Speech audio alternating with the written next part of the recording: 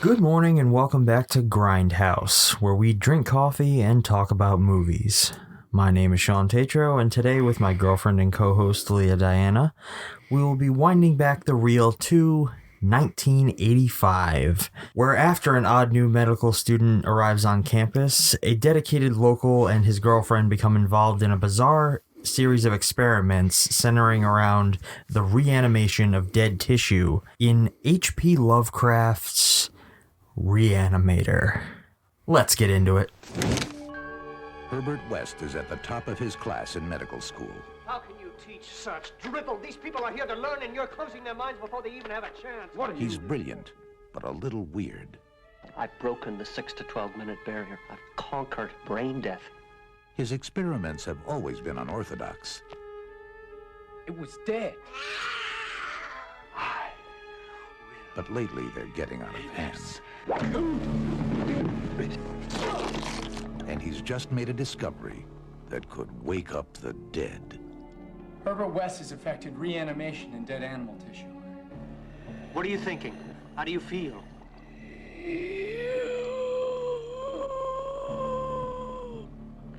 You? 15 cc's of reagent being administered. Once you wake up the dead, you've got a real mess on your hands.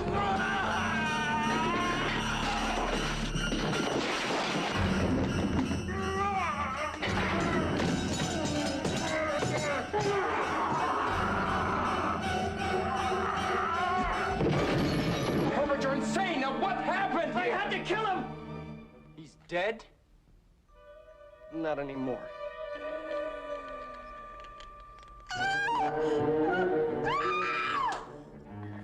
Herbert West brought a lot of dead people back to life, and not one of them showed any appreciation.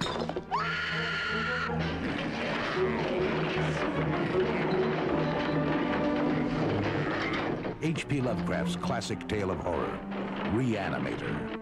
Mr. West. You'll never get credit for my discovery. Who's going to believe a talking head? Get a job in a sideshow. It will scare you to pieces. Spread the word, you dirty cocksuckers. Tell all your grave robbing friends I want them out of the city now! The nightmare of insane murder. From the depths of hell. Screaming angel of death.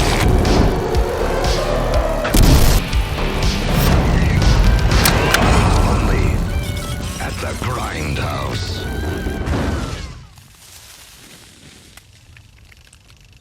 Shawn, we have a running theme this week and last week. What's that? Everybody keeps losing their heads. Heads will roll. Maha, maha, maha. Isn't that the laugh you always do? Classic Tim Curry laugh. Maha, maha. From It. Yeah. So I love Lovecraft. I think everybody got that true from the last episode where we were introducing this one for this week, and I was just like, I love Lovecraft.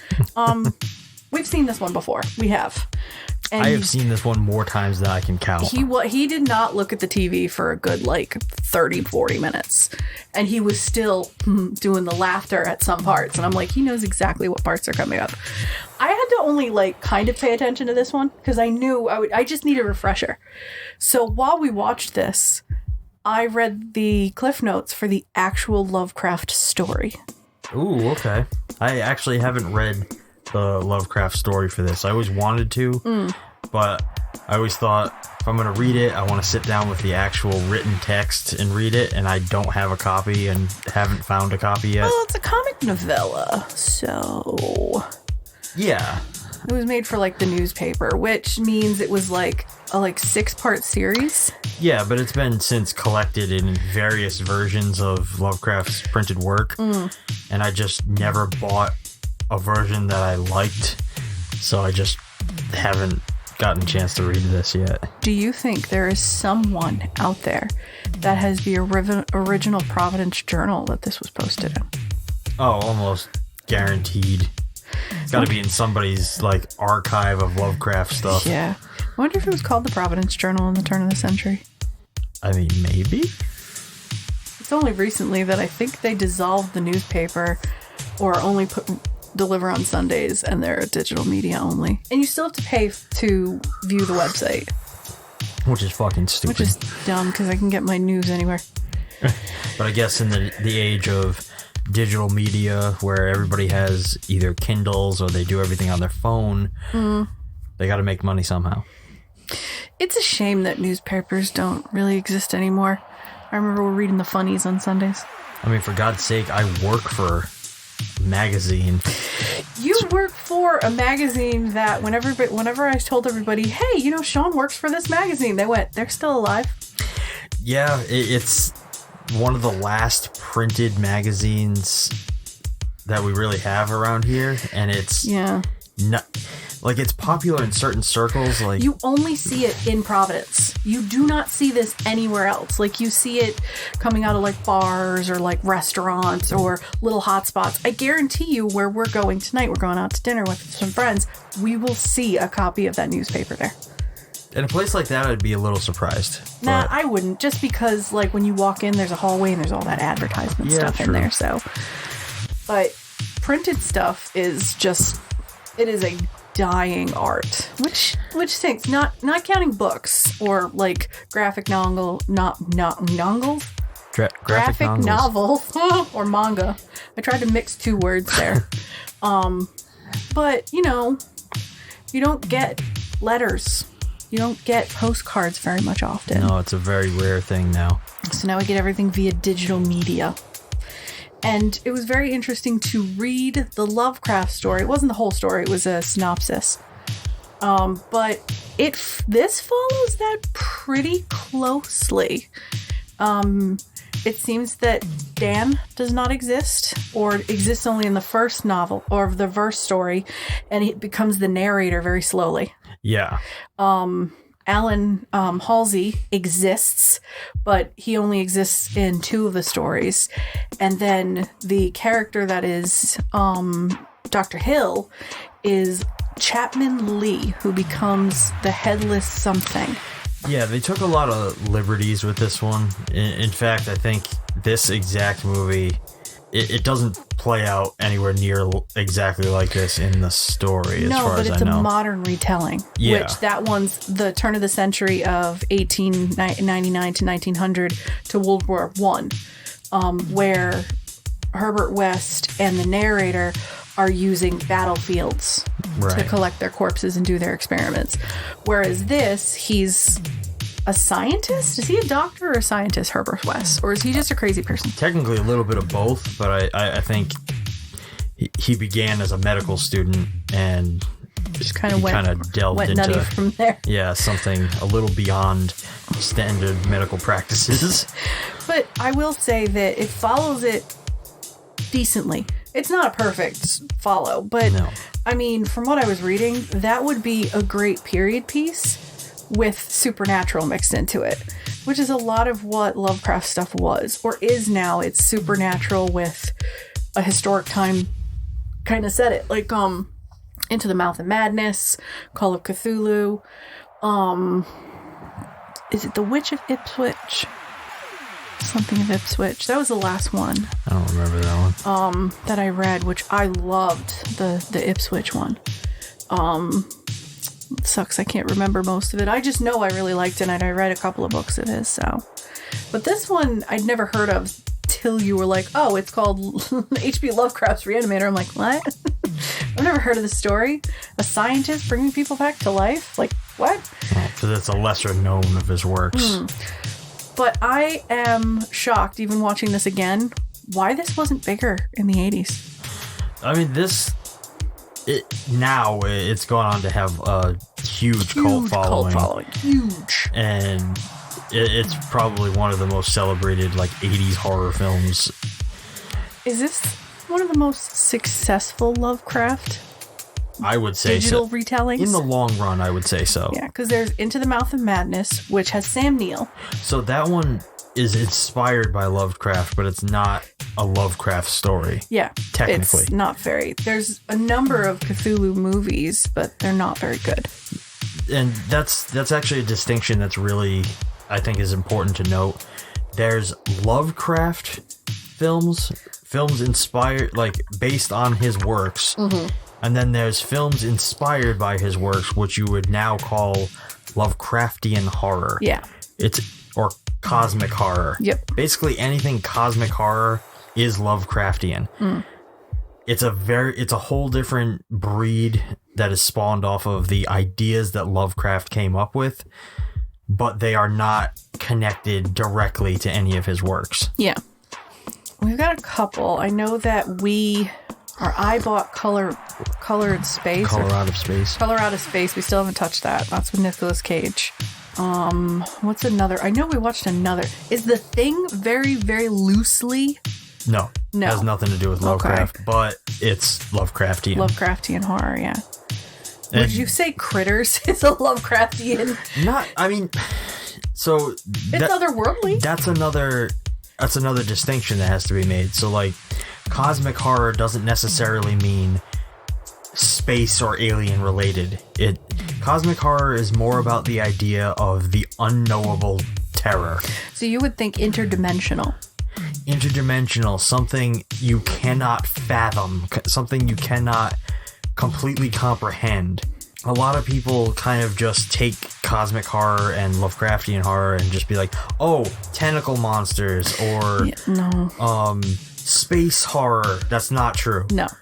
You can technically consider anything space horror as cosmic horror, like Event Horizon or Ridley Scott's Alien. But it is not Lovecraftian horror. No, but it is cosmic horror. You wouldn't take something like Mars Attacks and call that cosmic horror because that's just alien shit.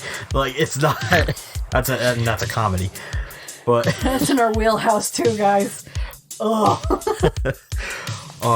These are very muddy waters that this film exists in, or that Lovecraft in general exists in. Especially since so many people have kind of taken those base ideas and run with them to create what we get now with cosmic horror. Now, being someone who's a huge fan of horror and someone who's an even bigger cosmic horror fan, why do you think Lovecraftian movies are not as successful as other films? Because I think Lovecraft's ideas are inherently interpretive. So if you try to take something he wrote to page and put that to screen, it's often not going to match what somebody else pictured in their mind when they read it. Okay. So a prime example, and this isn't of Lovecraft, but it's of someone just as Lovecraftian as the man himself, Stephen King. Okay. So he wrote It. And at the end of It, which everybody at this point knows, there's the creature takes a form that is described as spider-like, but you never get full detail on what it is. Because it's up to the reader's interpretation. Yeah, he gives you clues. Like, he's like, oh, it's spider-like. I forget the exact terminology he uses to describe it, but flash forward to the... Autumn, seriously, stop moving. She gave you so much sass in that face. Like, bitch, I'll move. All right. Flash forward to the 90s TV miniseries, and that at the end of that, it's a big spider monster. Yeah. Because they just very roughly took what he described and just, it's a spider. It's a big spider. Yeah. But the newer one took the interpretation a little less literal.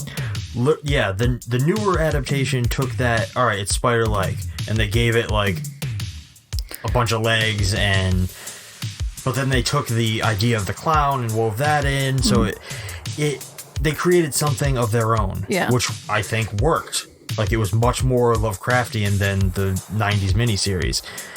But that's like a good example of people taking, let's interpret it to screen, and it's nothing like I would have pictured it. What did you picture? See, when I read something like that where it's very vague and it doesn't completely give you all the details of what you're supposed to be envisioning, I don't envision it. Wait, what? I have to envision everything when I read. I don't know if it's just the way I am able to think, but I will basically take that idea and say it's like, it says, it's spider-like and it moves quickly along the walls and stuff like that. I'll just kind of take those notions and it'll be almost like a vague silhouette in my head. It won't have a distinct form. It won't have a body or like a true actual form you can see. It'll be like shadows. Sort of. How do you function reading? I have a very cinematic brain. I've been well, that's true. You're very by the book with that kind of stuff.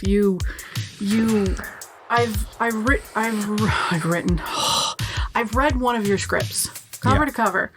And the way I visioned stuff that you wrote was very different from what you described when you were like, this is how I want to film it. And I think that's good to have multiple people when you're doing something like this, when you're like, okay, here's the story I want to recreate. And it's like, okay, Herbert West, let's make him a medical student. Let's make him very interested in, how the brain works and how it functions and how to breathe life back in. Rather than just kind of be more of a morbid tale of these two young gentlemen who are, experimenting on bodies. This is something different. It's for scientific purposes to bring life back in. And I think that's the cool thing about this story. You're telling the story of someone who is very much doing the wrong things for the right reasons. And he comes out to you like a dick. He is an absolute douchebag the whole movie. Which is funny. Like, he's a very unlikable character. Oh, yeah. You Yet do not like this man. By the end of this story, you do like him in a way. You sort of... It's up for debate. I wouldn't say you relate to him or anything, but you like him maybe not for what he's doing, but for the entertainment he brings when he's doing it. I find him more of an accidental asshole. I don't even know if it's accidental. I would kind of call it, he's very... Put it this way, he's the smartest person in the room, and only he knows it. Ugh. Which, it sucks. Like, that's what makes him a dick. Like, he's far more intelligent because he knows what he's talking about, and everybody else thinks he's insane. But as our character Dan learns, he's very much not insane. He's not insane. And Dan has the same qualities of a doctor like he does. It's the same inclinations. Yeah, the same, I don't want to lose people. And I feel like Dan has the good heart where Herbert is just out for, I will make this happen. And Dan's like, I just don't want to lose people. Which I think is the reason why they work, because they're polar opposites with the same goal. I often wonder if maybe Herbert started out the same way, though. Caring like Dan did? Like, if maybe his whole goal was, it's like, I want to conquer death because I don't want I've watched too many people die. Yeah, I've watched too many people die. I don't want to have to watch people lose the ones closest to them.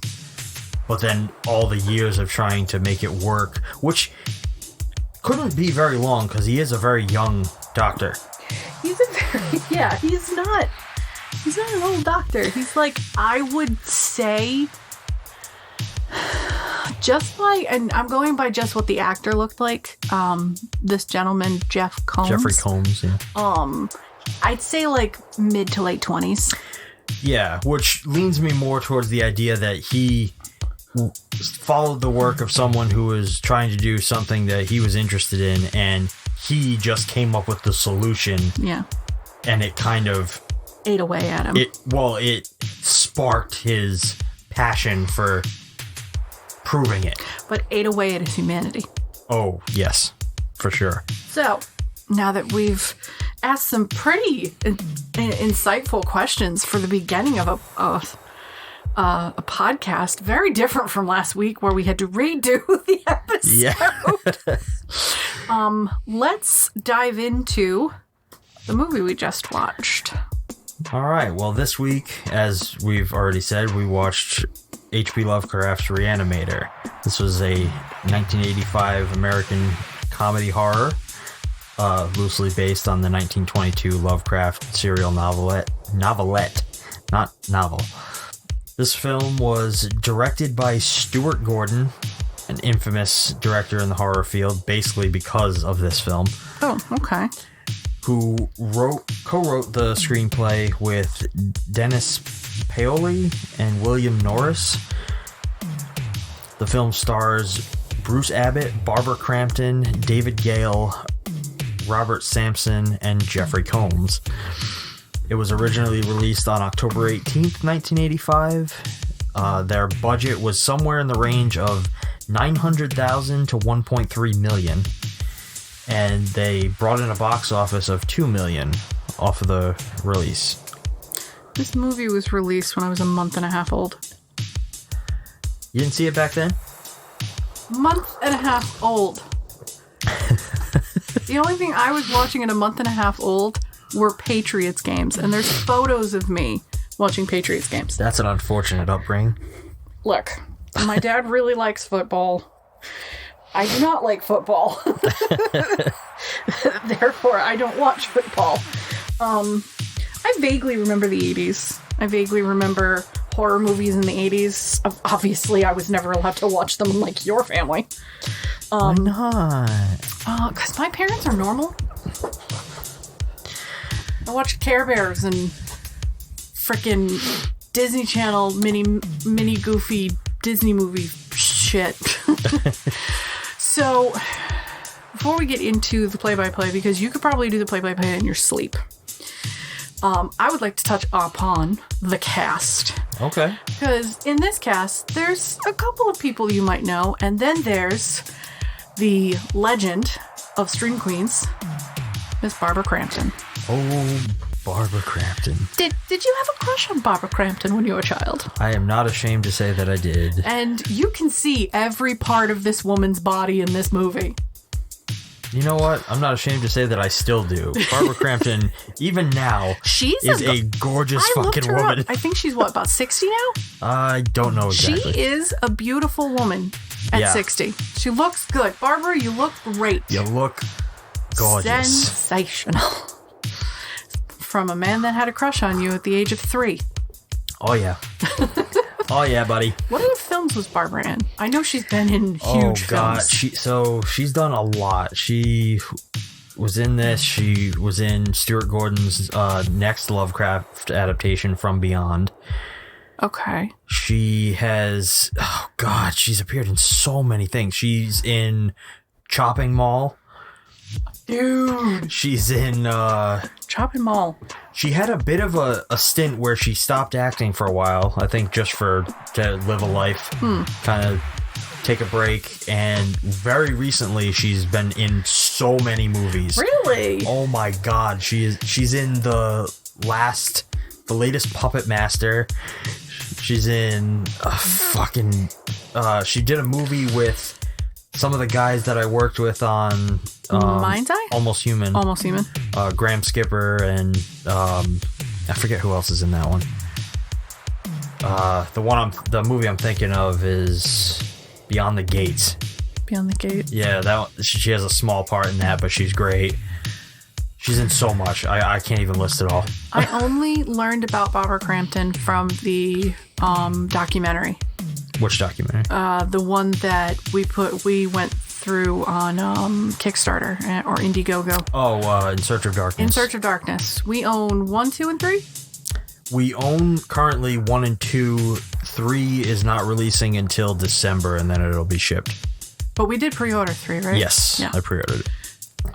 We've watched the first one, because when you sit down, these are 4 to 5 hour documentaries. These are Each long. one of these is very like long. 4.5 hours. But They're if great. you love horror, I recommend these documentaries. I learned so much about 80s horror. And I never knew that these women that were a part of these Scream Queens, like Jamie Lee Curtis, literally her life was eat, sleeping, and breathing Halloween for a long time. Yeah. And I didn't realize she's in a shit ton of horror movies. We've covered maybe one or two. We've done 2, I believe. 2 of hers? The Fog and Terror Train. Terror Train. I see another one here. She's in Prom Night. She is in Prom Night, yes. Another notable Scream Queen is Nancy from Nightmare on Elm Street. Nancy. Heather Langenkamp. Heather Langenkamp. She was another one that you said you had a crush on. Yes. So my 2 celebrity crushes from childhood were Barbara Crampton and Heather Langenkamp. I had never heard of these women before I met you, ever. Yep. And you know what's funny? That actually carried into other things. So, like, because of my crush on Heather Langenkamp, I also thought, like, people like, what's that show? I can't think of the name of the show right now. But it was like there was a sitcom where it was like a bunch of girls living in a house with, I don't know, it was like, I can't remember what the fuck it was called. They wear school uniforms and like, No. It wasn't Facts of Life. Oh yeah, it was Facts of Life. Facts of Life, yeah. There's a girl in that. That looks exactly like Heather. I can't remember her name. Yep. But I was like, she's pretty cool. Like that was, it carried throughout everything because Nancy left an impression on me. Megan in this left an impression on me. So it's like those character traits kind of carried on. Surprisingly, I don't generally like blondes in real life. When we first started dating, my photos were a brunette. And then, I went through a midlife crisis and I bleached the hell out of my hair to what everybody sees now. Like, my hair is white and brown. Unfortunately, I started growing gray at 17 and it never stopped. But I bleached my hair blonde. So when we went on our first date, you were expecting a brunette to show up, and this bleach blonde bitch shows up, and you're like, "Aw." To be fair, that was okay because your roots were showing. Yeah, that's true. I mean, so I was like, she's not really a blonde. I bleached my hair in December. Yeah, right before New Year's. And then my friend Jess chopped it all off. And I was like, he won't care. Right? I mean, you're still here, so. Yeah. You can't get rid of me because I can't leave the house. Although I did have good news. I can walk now. Yes, today you got the go-ahead. I got the go-ahead to walk. It is fucking October. But I can't go back to work. There's no end in sight. So we're going to be doing a lot more of these. Yeah, watching the 80s documentary, learning a lot more about these horror movies in the 80s and realizing that it wasn't just Nightmare on Elm Street, Halloween, these ones. Hellraiser I knew about as a kid because it terrified me. And then when I finally watched it with you, I was like, this is nothing. Now, I love Hellraiser, one of my favorites. Trick or Treat. Big movie in the early 2000s. Terrified me. Didn't want to see it. Finally saw it. I have so much Trick or Treat merch and Sam merch now. It's not funny. I don't want to talk about it. I have a candy dish in my kitchen that holds apples. Every once in a while we give them candy. Don't worry. But we're trying to be healthier in this house. He's the little candy god. Yeah, but we have to give them apples because this is a healthy household. But I remember watching this the first time through and thinking like, oh, I really enjoy the aesthetics of 80s horror. And I wish more directors nowadays would use the stupid practical effects. There is no CG in this movie. I fucking love practical effects. There is zero. The practical effects in this movie are great. Are top fucking notch. You can see through every single fucking one of them. I don't care. And it's still fine. Beautiful. Like, they use it to their advantage. This is not supposed to be a serious horror movie. It's a campy horror movie. And it's amazing. It's great. They pull no punches when it comes to the gore and the blood and the nudity and everything else. Like, for the climax of the film, I was counting how many dongs I saw.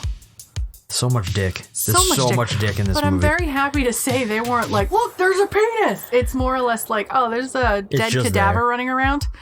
And you're like, don't let the penis touch him. Don't let, oh, that's so gross. But they don't shy away from, this movie just doesn't hold punches. Like, oh, we're gonna censor.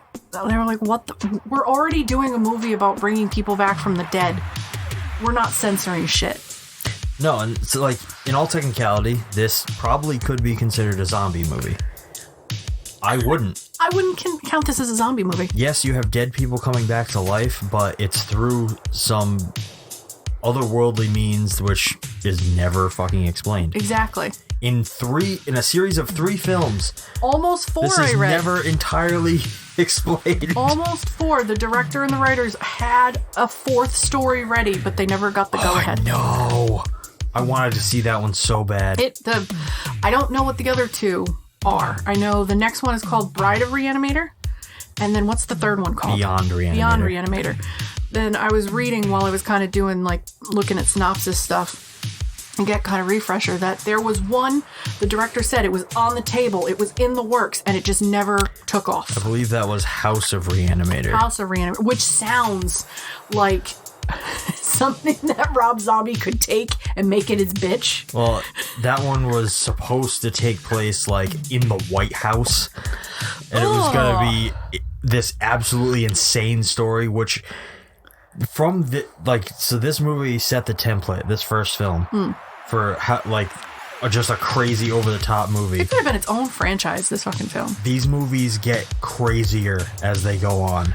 The second one is like double as crazy as this, and then the third one is at least 4 times as crazy as this one. So the House of Re-Animator would have just been off the charts. It would have been through the fucking roof. It would have been insane. Well, a huge fan that has probably seen all 3.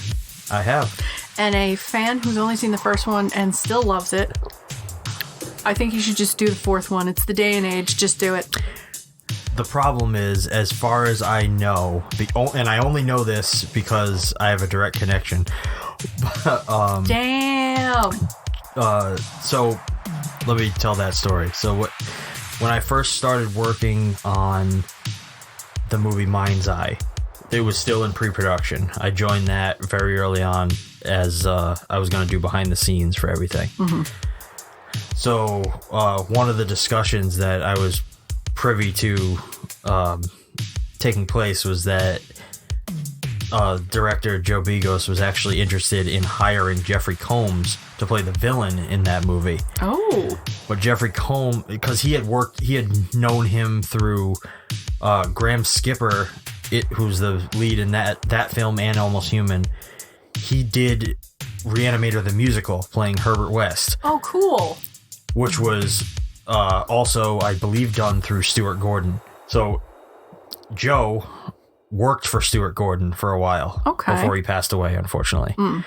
And obviously he met all these different people, so he got to become somewhat friendly with Jeffrey Combs. So he asked him to do Mind's Eye, and from what Joe had told me, Jeffrey Combs turned it down because he just didn't really like the idea of playing another mad doctor. So that leads me to believe that if they ever did decide to do another Re-Animator, I don't think Jeffrey Combs would be interested in doing it. Because isn't Jeffrey Combs like the sweetest guy in the world? And he plays like this fucking asshole. I've heard he's a pretty nice guy. I've never met him or anything. I would love to, but I don't know for sure. I love the fact that you actually have set stories and you actually have stories about some real actors. Like, that's pretty cool. Yeah, and hopefully I'll have more in the future. God, I hope so. But anyways, who else is in this movie? Who is the tall, gaunt, already looks like a skeleton Dr. Hill? Dr. Hill is played by the infamous David Gale. Who is David Gale? David Gale is a classic actor. He has been in so many fucking things. So much shit. And some of it's not even fucking very good. Like, he's in the movie The Brain from 1988. He's in the Guyver adaptation. The Guyver? Yeah. Is that anywhere near MacGyver? No, it's a movie starring Mark Hamill that is about a guy who gets this like alien super suit. You're telling me Mark Hamill was in a bad movie?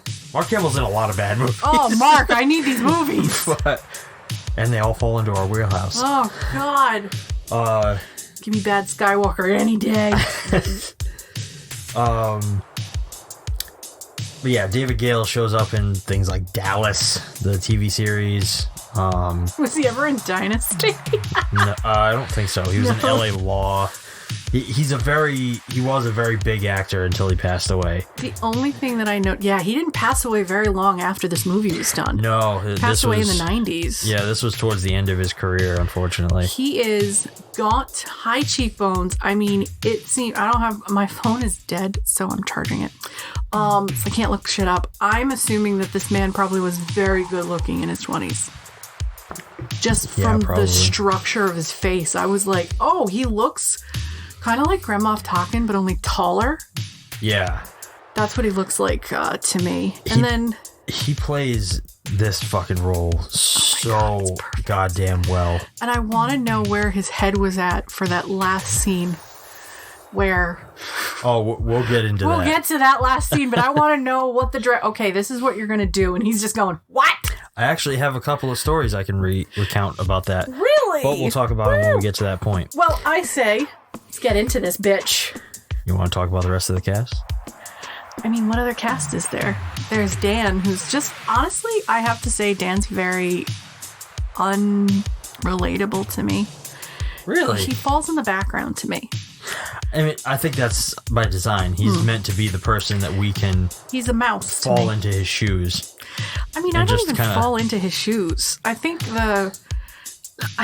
honestly, I think Megan's father is like more of a character I want to follow rather than Dan. Dan's just the poor sucker that gets taken for a ride. That's what I feel. He kind of is. He gets convinced early on and gets dragged into this absolute tale of madness. Nightmare. Who is Dan? Dan is played by Bruce Abbott. Am I supposed to know that name? I kind of feel like I do. Bruce Abbott's career is very lackluster. Like the role. He's in a movie called Interzone in 1989. Tag, the assassination game in 1982. I thought it was going to be that Tag movie that just came out a few years ago. No. But yeah, his career is not very... He shows up in stuff like Murder, She Wrote. Oh, okay. The Prophecy 2. Diagnosis Murder. Do you remember that? Oh God, I do. That Jesus. was Murder, She Wrote was Angela Lansbury. What was Diagnosis Murder? I don't know. I don't remember. Paul Madison. From 1994. I remember the name. I remember it so well. Oh, it's Diagnosis Murder was Detective Mark Sloan. Got a knack for getting in trouble, negotiates twists and turns of mysteries and solving crimes with the help of his son Steve. Steve is what the fuck's that guy's name? Oh, it's Dick Van Dyke and his son Barry. You don't remember that? I feel like I realize that anybody who is listening is probably screaming at me right now, and I can't remember. All right, that's Honestly, it. a lot of the people listening right now probably don't fucking remember this show. I bet you my mom does. My mom listens to our podcast, and I bet you she does. I'm going to look this up while you go read the next actor, which I think is just Megan's dad. Yes, really? That was Robert Sampson. Robert Sampson I've seen in quite a few things. Never anything that great. Like he's shows up in Dark Side of the Moon, Robot Jocks, if anybody remembers that fucking gem. Robot Jocks. Oh yeah, I kind of remember that. That's the movie that kind of inspired Pacific Rim. Oh, okay. God damn it, now I remember. Yeah, I remember Diagnosis Murder. Okay. God damn it. That shit fest. Oh, I thought it was good. But yeah, like a lot of the heavy hitters in this they've had long careers. Though a lot of people now probably wouldn't know who the hell they are, unfortunately. Yeah. Have you seen what Dick Van Dyke looks like now? Is Dick Van Dyke still alive? 96. That was him at the Kennedy Honors. recently. Good God, he looks like a fucking crazy Santa Claus. Either that or kitties. He could play him in a live action right now. He could. He still has that goddamn smile though, like. Yeah. He looks terrifying. Alright, back on track. I gotta put Dick Van Dyke back in the box. Ah, shit. So it's worth noting that the special effects department went through 24 gallons of fake blood during this shoot. Ugh. And they said that Re-Animator was the bloodiest film they had ever worked on at that point. And in the past, they had only ever used... They never used more than 2 gallons of blood. There was so much blood just for the head. Oh my God, there's so much in this movie. It's crazy. Ridiculous.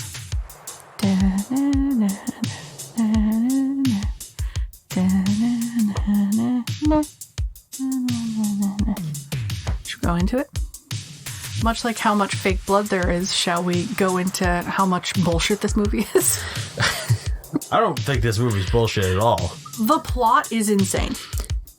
The plot is insane, but I personally feel like this is the type of film that exemplifies what a movie should be.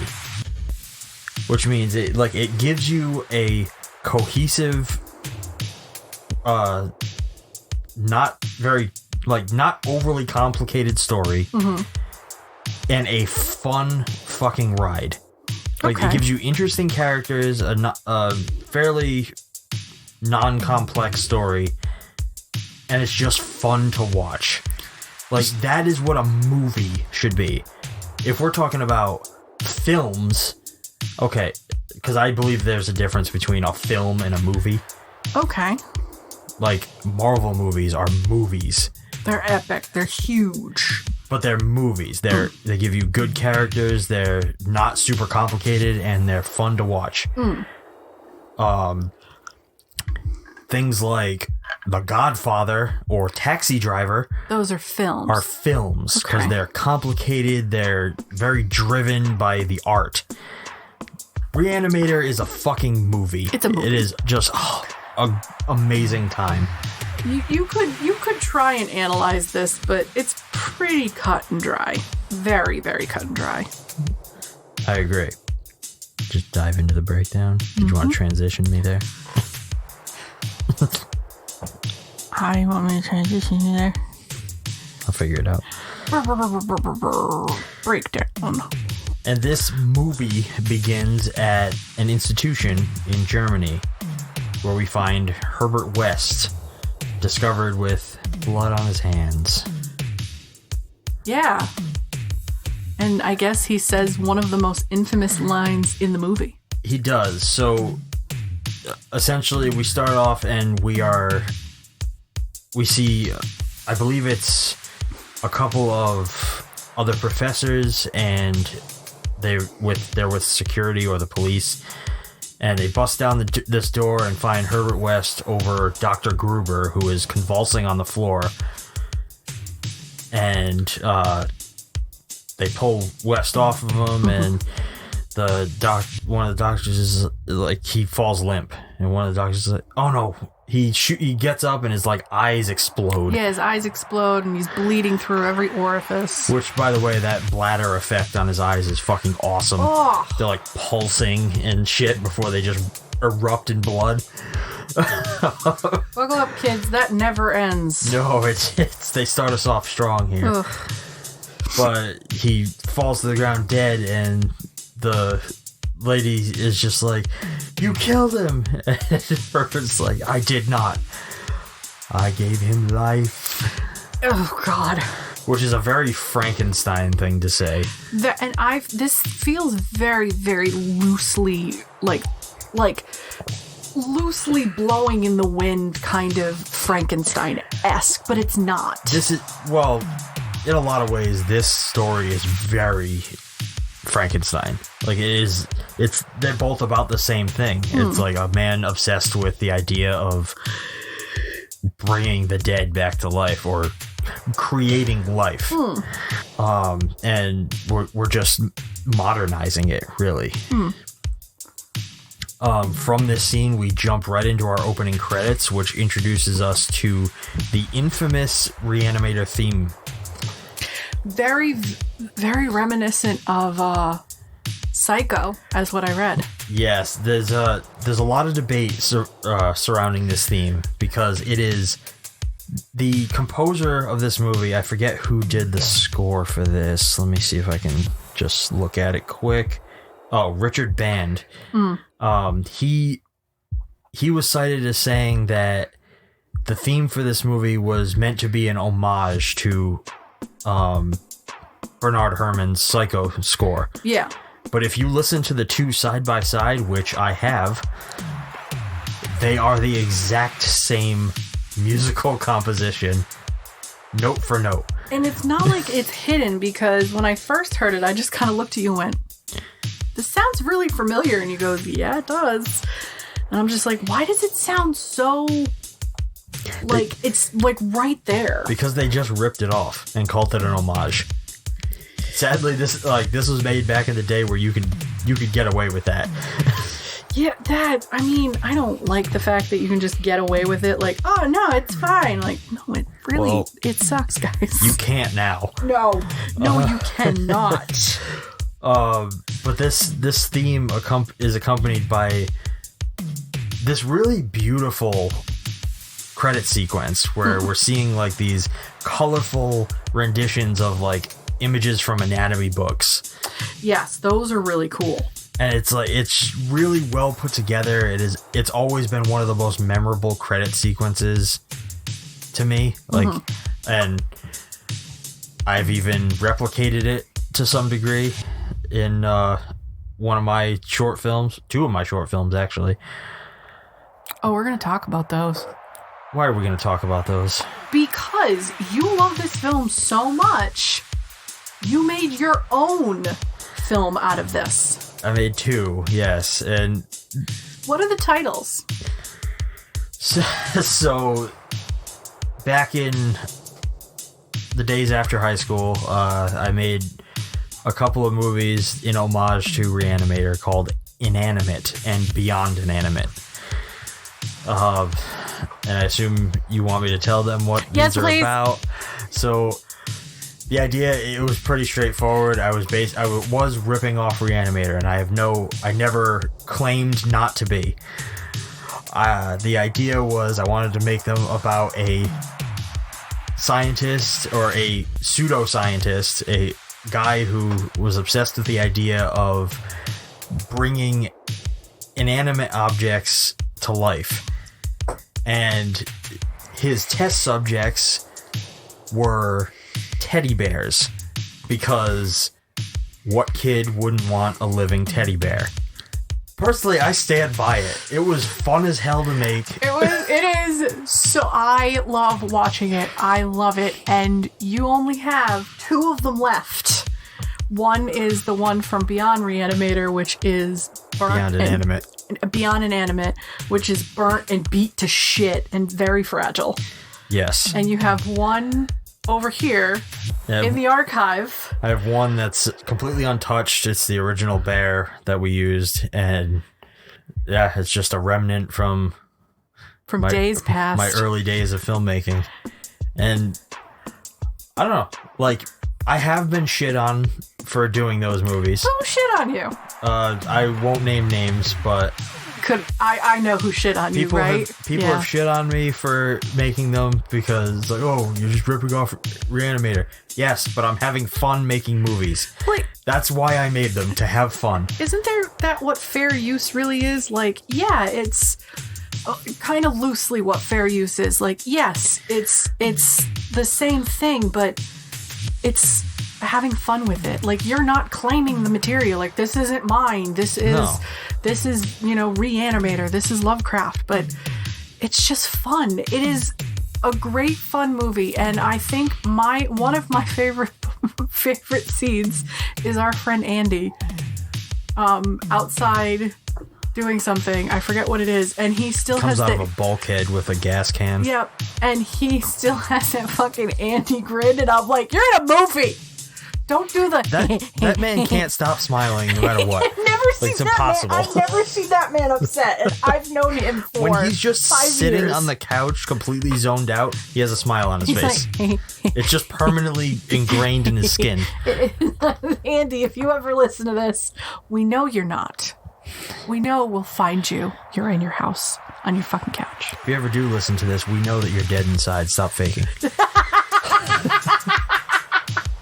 We blame your wife. Oh, shots fired. Pew, pew, pew. But I never saw Re-Animator. I saw your short first, and you were like, "This is based on Re-Animator," and I'm like, "What's Re-Animator?" And you were like, Oh, bitch. "What do you mean you don't know what Re-Animator is? You love Lovecraft and you don't know what this is?" I'm like, "No." That was really what started the ball rolling of you being like, "We need to get you to watch more movies." Couple years later, that's why this podcast was born, because I don't know shit about movies. But it really kind of opened my eyes to, there's a lot of other different thing. He has a lot more shorts that he used to do when he was younger. So many I more. have quite a few, yeah. Quite a few. This is not even my favorite one that he did. So. This is... I had a good time with those. Like, I think I put a lot of work into those, You even did. though they were very... Like, I knew I could never do anything with them. They were just fun to make. I don't know. Like, It's a nice glimpse still into like the them. past. That's Yeah. what I think. the acting is shit, but, you know. Who cares about the acting? How old were you? Like in your early 20s? Yeah. So that movie's probably about 15 years old now. Oh, damn. Wow. Like, probably about 12, 15 years old. That's maybe around wild that. Yeah. to think about. Because you're still a baby. In my eyes, you're a baby. Anyway, Let's get back to the story. in the actual Re-Animator, we come back from the credits to Miskatonic University. Where we meet young Daniel Kane attempting to save a rather large woman who has coded. Yep. In this scene, we learn that he's unwilling to give up on saving people. So, Yeah. like, even when all the evidence proves that he's failed, he's still trying to resuscitate He her. got yelled at. Like, Yeah, he gets yelled at for it. And that shows us right from the opening moments with him, this is his weakness. Yeah. This is our main character's weakness. He can't give up on people, which becomes a big deal in the end. Yes. But he's not really reprimanded, he's scolded for the fact that a good doctor should know when to stop. And that's the lesson that he has to learn. As somebody who's been to her fair share of fucking doctors in the last 2 or 3 years, it is nice to see a doctor not wanting to give up no matter what. It really is. I agree. Honestly, I don't think that's a fault of his. I think that is something to be cherished, because if he were to become a residency doctor, if he were to like have his own practice, you know he won't give up on his patients no matter what happens. That, and you have to take into account the fact that, and I'm going to use this word with a grain of salt because I don't entirely believe in all the concepts behind it, but miracles do happen in terms of things like people just, it's that one extra jolt of the paddles, or that one extra breath into the lungs, so to speak, that sometimes that's all it takes to resuscitate somebody. And the fact that he's willing to keep trying until he physically can't anymore, I mean, that shows that he's willing to at least hold on to that, just maybe. He cherishes life more than other people do. Which I think is why he's the perfect foil to Jeffrey Combs. Yeah, because he values life, I don't want to say for profit or for personal gain. He values being able to conquer life. Yes. To where Dan would like, if something happens, I'm not giving up on you because I don't want you to give up. Jeffrey Combs' character, Herbert West, is like, you can give up, but I'm going to make sure you live. And it's like, you both have the same ideas, but... Same goal. Yes. Different ways of approaching it. Yeah. So following this opening moment, he is told to bring the body down to the morgue. And in doing this, sorry, let me start that again. Following this, he's told to bring the body down to a morgue, where this becomes an important set later on. Like, throughout the movie, they keep returning to this set morgue. is a huge deal. Here, we set up the security guard, who becomes mildly important later. The laser drill technology and the cold storage freezer. All of this plays a part in the rest of the story. While he's down here, we are first introduced to Herbert West officially through Dean Halsey. And we're also introduced to Dr. Carl Hill, who's going to become the big bad of this movie by the end. Carl! Are you doing Charlie or are you doing Walking Dead? Walking Dead. I was doing Charlie. Carl!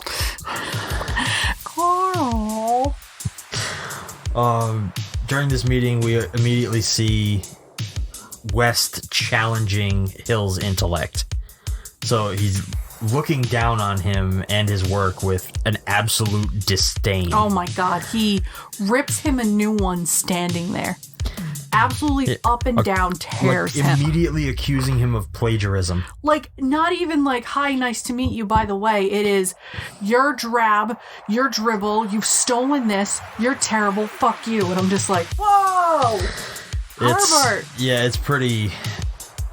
He's a pretty intense character, and that's, I think, why it's fun to watch him. You enjoy him. I do. Next thing we see, Dan is posting on a bulletin board an ad for a roommate. Room for rent. While he's doing this, we meet his girlfriend and the dean's daughter. His fiancée, excuse me. Megan Halsey. Played by Barbara Crampton. Yay. Yay. Yay. And Yay, all of Barb. her... Yay, Barb. Everybody named Barb. Barbs just don't have it good anymore. We immediately transition to them having sex. Giving us... With the most realistic orgasm sound from a woman. Listen. To be honest. Listen, Barbara knows what she's doing. Dude, Jesus. I'm watching this going, oh, hey. This, I'm a little uncomfortable right now. And this gives us the first bit of nudity in the film as well. Like, tasteful, too. Like, they don't just go in your face tits. Until she stands up. Yeah, they kind of do, though. They don't show the nudity during the sex. It's when they get up to get dressed. Yeah. Which I'm like, all right, tasteful. This is the only time it will be, kids. There's some dialogue here of them fooling around. You lied. This is not the first nudity. The chubby lady in the beginning who's dead. Her tits are hanging out. Yeah, that's true. Second bit of nudity, then. I apologize. But, get your nudity straight, kid. During this scene, they're talking a little bit. There's some playful banter, and we kind of get a sense of their relationship. Just like how like they have fun together. Yeah. As she's going to leave, she runs into West. Literally. Who's there in response to the ad for the roommate. It's just not like, I'm here for the ad. She throws open the door and he's like, I'm here. I'm like, Jesus Christ, Herbert. Because he's pompous. Pompous and stupid. As they get acquainted, he shows him around the apartment a little bit, and once Wes sees the basement, he immediately wants to take the room. Oh my god, he falls in love with the basement. He does, like, that's what sells him. Doesn't even care about the room. And in this series of events, we kind of see that Megan is immediately getting bad vibes from him. Oh my god, she gets the heebie-jeebies the moment he introduces himself, which is hilarious. And she's urging Dan not to take him in. unfortunately, Dan doesn't have any reason to deny him. So they become roommates. The next thing we see, we go over to Dr. Hill teaching a class that both Dan and West are attending. Throughout the class, West is interrupting him by breaking his pencils, which is like I guess it's supposed to be like a sign of disrespect. Yeah. Like he's just making this loud noise. Straight eye contact. How would you feel if somebody looked at you right in the eyes and just went with a pencil? I'd be like, the fuck? I'd be a little uncomfortable. I'd be like, dude, get a... And then the dude screams, get a pen. Mr. West, I suggest you get yourself a pen. Can you quote this whole movie? A lot of it. Oh, God. I'm going to hear this for the next 3 days, guys. As soon as Hill dismisses the class, Wes approaches him and begins berating him before anybody's even had a chance to leave. Like, all these other med students are visibly uncomfortable, and he's just... And I'm just like, I'm looking at the girl with the really curly hair going... He's just laying into him. Dan's in the background just like, dude. Like, what did you do? But which kind of just shows you how much he like believes in his work and how passionate he is about the possibility of its success. He's willing to just berate this guy who he barely knows, telling him he's a complete fucking idiot because he believes that brain death occurs after 6 to 12 minutes. 6 to 12 minutes, and Herbert's like, that's not true. I've read the findings of this German guy who I accidentally killed and tried to bring back and then exploded his eyes. But I've heard these two from the German guy, you know? Yeah. Which I think is just like, he's sitting there going, that's not true. You stole his work and I stole his life. The next scene is a little uneventful, but it's the dean, Dr. Hill, and Megan, and they're kind of sitting down to celebrate a large grant that Hill got for the college. What I add you, Dr. Hill is the fucking creepiest human being. But there's reasons for that. Oh, yep. Dan arrives during their conversation to pick up Megan for a study date. And this moment kind of does start to introduce the uncomfortable dynamic between Hill and Megan. Like, he has this, like, some sort of a weird thing for her that I'm not sure if she realizes. I don't think she does. No, I think she just gets, like the heebie-jeebie vibes from him, but I don't think she knows how correct on the heebie-jeebie vibes she really is. Yeah. We go with them back to Dan's house where Megan expresses her discomfort for West living there. And she even comments that since he moved in, she hasn't really seen the cat. Rufus, yeah. So they go looking for him, and she winds up investigating West's room, where she finds Rufus dead in the mini fridge next to the bottle of the reagent. Which literally looks like glow stick liquid. That's because it is glow stick liquid. Oh, that's awesome! It's just, yeah, they just broke open glow sticks and poured it into a bottle. I was going to ask you how you figured that out, but then again, you made your own movie, so... I didn't use glow stick liquid. What did you use? Because I didn't want it to look exactly the same. Yeah. I actually used for mine, that green Hawaiian Punch that you can buy. Oh, and when you guys were done with production, did Andy drink all of it? He was drinking it during production. Oh, God! Oh, Andrew! I went and bought like a couple of those big ass jugs of it. Did you go to Walmart and get the value back? Oh, Christ. But it looks really good on screen. It did. It does. I thought it was glow stick stuff, too. Nope. Yeah, I didn't want it to look exactly the same, so I just went with a different green liquid. Do you think it was glow stick liquid that they just snapped and poured in there and had? Or was it like UV sensitive constantly, so where they had a UV light as close as possible to light it? Well, so glow stick liquid lasts a long time. Like, if you break it and stuff, like you can keep kind of doing it for a while. Not the glow sticks that I grew up with. Like, they're dead after like 4 or 5 hours. I don't know.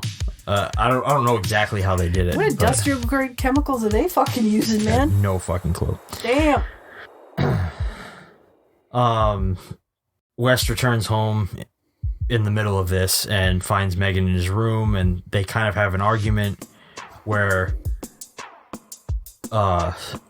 he kind of brushes off the fact that the cat is dead in his fridge. He's like, hey, I found it like that. I didn't want to tell you over...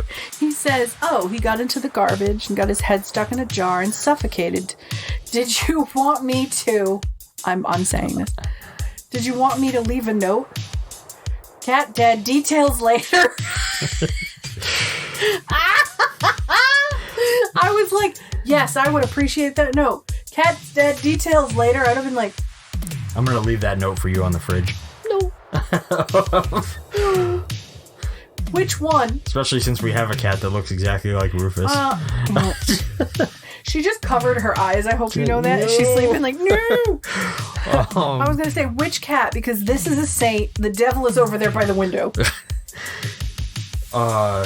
So yeah, they kind of... Things are left on an uneven ground at the end of this. We cut ahead to that night where Dan wakes up hearing horrific screams coming from the basement. It's like, what the fuck? He goes to investigate, where he finds West being attacked by something. And this turns into like this big sequence where they're chasing this thing around the basement and like smashing, everything's getting broken. And then... Which, by the way, this sequence is fucking beautifully done, because once it's off West's back, you do not see the thing. You don't see it again. It's all done with sound and their performances, and it's fucking awesome. But then the cat lunges, and Herbert throws it against the wall, and the extra is the brain matter that's stuck on the wall in the background and just goes drips doop, off. Doop, doop, doop. And every time we watch that, I'm like, ew. Because it's so gross. But once that happens, Dan sees that this thing that they were chasing is, or was his cat Rufus. Yep. So this scene is where West introduces Dan to his work and explains that, like, even showing him what the reagent does by reanimating the dead cat. Reanimating his twice now dead cat. Because he says, now wait a minute, he has a broken back, but he's still going to try to lunge. And the cat is like broken back on. It's just convulsing on the table, like screaming. Like, Jesus Christ. And unfortunately, Megan stumbles in on this process and freaks out. Oh my God, this poor girl. By the end of this movie, I feel so bad for her. Oh, as you should. It's just like, wrong place, wrong time, honey. Go, run. Just, you should have left. Like. But this sequence is also the moment where Dan is kind of lured into this web of West's. Because he's seeing, like, you can bring people back from the dead. Yeah. Very recently dead, but dead. But he's not yet fully convinced. So the next morning, he goes to the dean and tells him everything. Yep. The dean, of course, doesn't believe him and actually reprimands him for getting involved with West in his experiments, and that West is being expelled. Expelling West, kicking Dan out of the program completely, and telling him he needs to pack his bags too. No, and he can never see his daughter. He doesn't kick him out of school yet. He just kind of suspends him. I thought he said that he's being kicked out of the program, because that's what he tells the nurse. Do not allow him back into this hospital. Yeah, when he walks into the nurse later, he tells him that he was suspended. Okay. So he threatens him with kicking him out. Oh, okay. But he doesn't I actually kick him out. I thought they kicked him out completely. Okay. So, because he's now wrapped up in this, the next thing we see, Dan sneaking West into the morgue by pretending he's a corpse on a gurney. Yep. Security guard goes to get lunch. Dan and West start to carry out this new experiment. So they pull a fresh corpse with minimal damage to the brain from a freezer. This corpse looks like he was an MMA fighter. Why would you pick the biggest dude? That's explained, but he was the one with the least possibility of brain damage. MMA fighter? No, I mean in terms of in terms of accidents. There was a burn victim. There was a heart attack victim who'd been there for a while. There was a lady that went through something else that he's like, nope, we can't use her at all. This guy had heart failure. Heart failure, okay. So they pull him from the freezer and they start the new experiment. Mind you, you made a comment during this next series of events that... I did? Yeah, that is pretty relevant. What did I say? Well, they inject the new corpse. At this same time, the dean arrives with Megan, and they're trying to track down Dan. So he has the nurse watch over her while he goes down to the morgue. And while he's on his way down there, the corpse doesn't wake up from being injected, so West gives it another dose of the reagent, and it awakens in violent agony. The dean gets down there to the morgue to hear the commotion in the freezer. The corpse breaks down the door and crushes the dean with it. And then it literally picks him up and it starts slamming him against the wall. And you made the comment at this moment because the corpse is making all these sounds, like these sounds. I said he sounds like Arnie. That's because the guy who plays the corpse is Arnold's stunt double. Are you fucking kidding me? No. That's why you laughed. It was the perfect comment you could have made at that moment. Oh my god. Why does Arnie's stunt double go, why? I don't know. That's so funny. In this commotion, the dean is killed. Which I was going to ask, how was he killed? He was only beaten a little, and then I forgot the door came in on him. So and the guy jumped on the door. Yeah, he probably got crushed. But West stops all this by ramming a electric bone saw through the guy's chest. Oh. And obviously, it once again dies. And literally, the corpse hasn't hit the floor more than 5 seconds before West is immediately trying to reanimate the dean. And he's begging Dan to help him. Yep. And Dan does so in the belief that he can at least save Megan's dad. Yep. So, this is all going on. Megan finds an opening, gets away from the other doctor, and makes her way down to the morgue. They inject the dean. The reaction is very rapid, almost instant.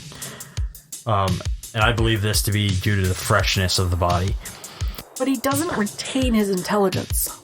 Do you believe that's due to him being crushed? As the movie goes on, I'm not sure I believe that he doesn't maintain his intelligence. Really, you think? I think some manner of primal intelligence is still there. Just based on some of the things that happen later. But he's as dead as the other guy is later. They're just as fresh as each other. Yes, and there's other reasons that I'm going to bring up for that. Okay. But the reaction isn't very different, so he wakes up and basically immediately tries to kill both of them. And he's picking them both up, strangling them. Megan walks in to find this happening and freaks out. Understandably, and hides in a corner.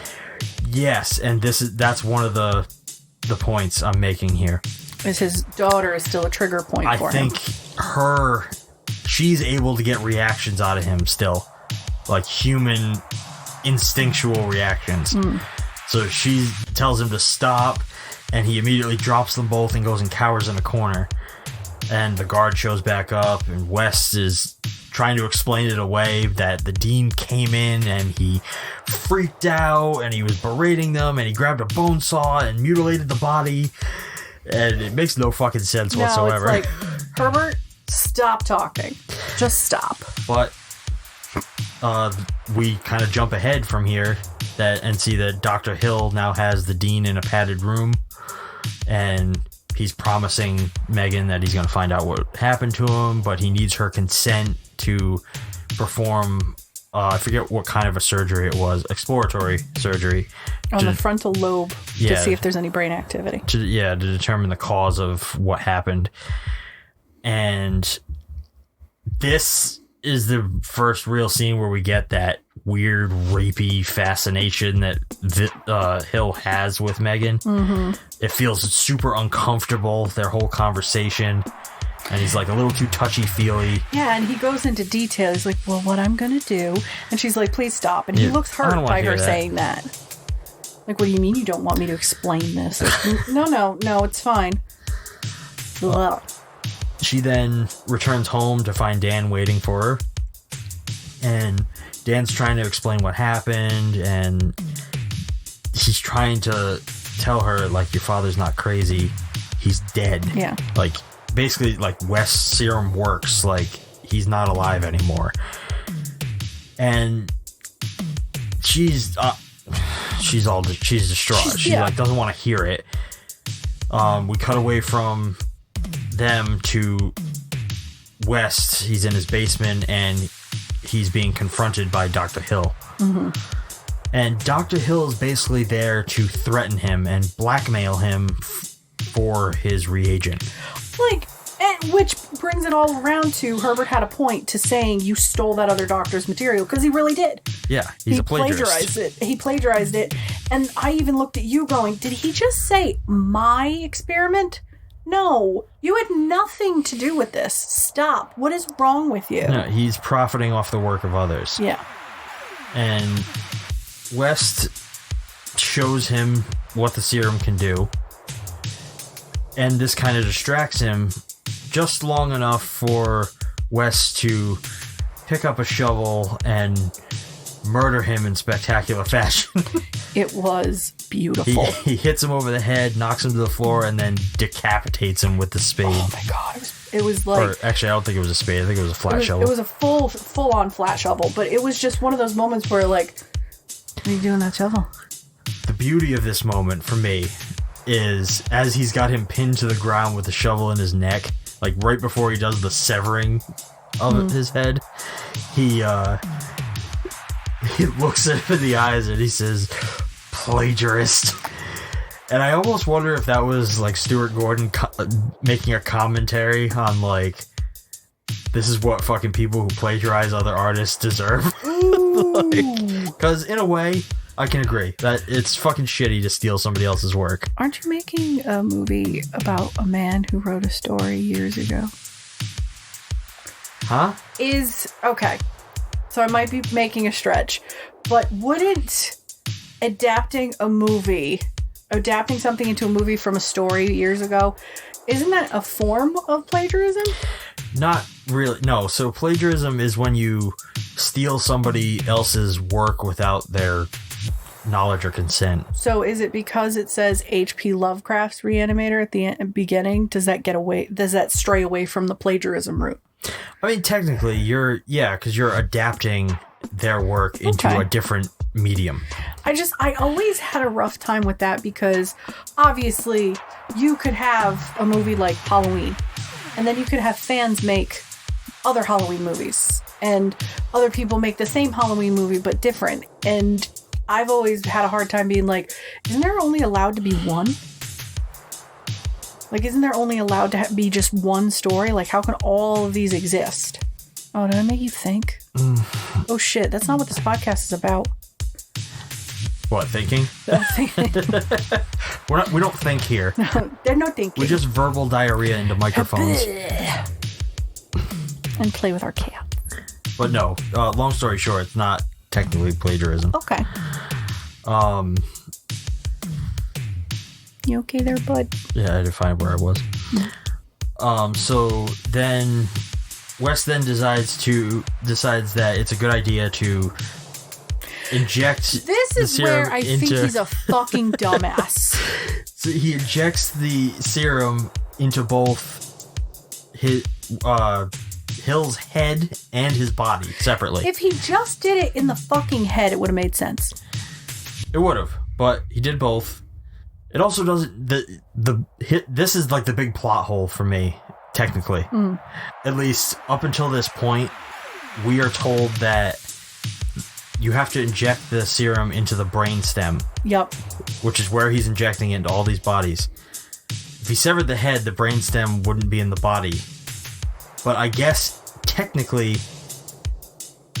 this is Herbert's first experiment with, as he says in this moment, whole parts. He never injected the serum just into parts of bodies to see if it worked.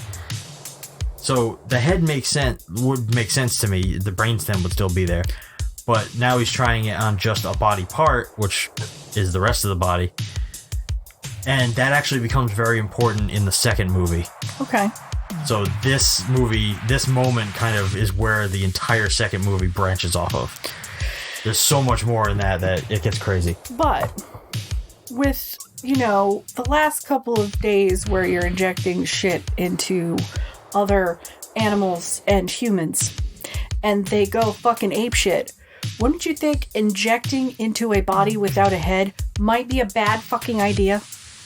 I mean... This man's supposed to be a scientist, a doctor. How is he that stupid? I don't know if this is a rhetorical question or a question I want answered. I mean, we all do things sometimes that don't make the best sense. And I don't think you're reanimating heads and corpses and bodies separately, right? That you know of. What are you doing? What have you done? Where's the secret office that I'm not allowed to go I gave them to? life.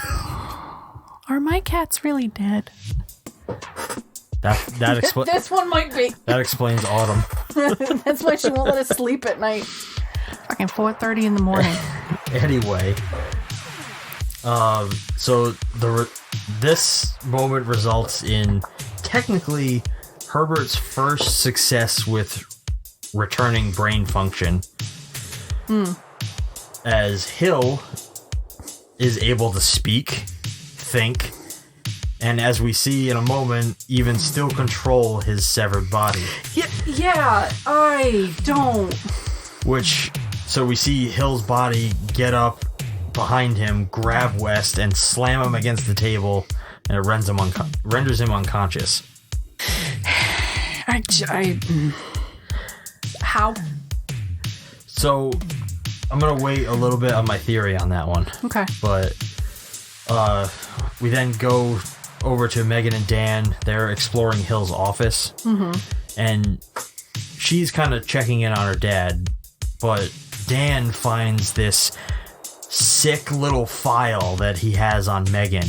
And it contains, articles and napkins that she's used and even a lock of her hair. Yeah.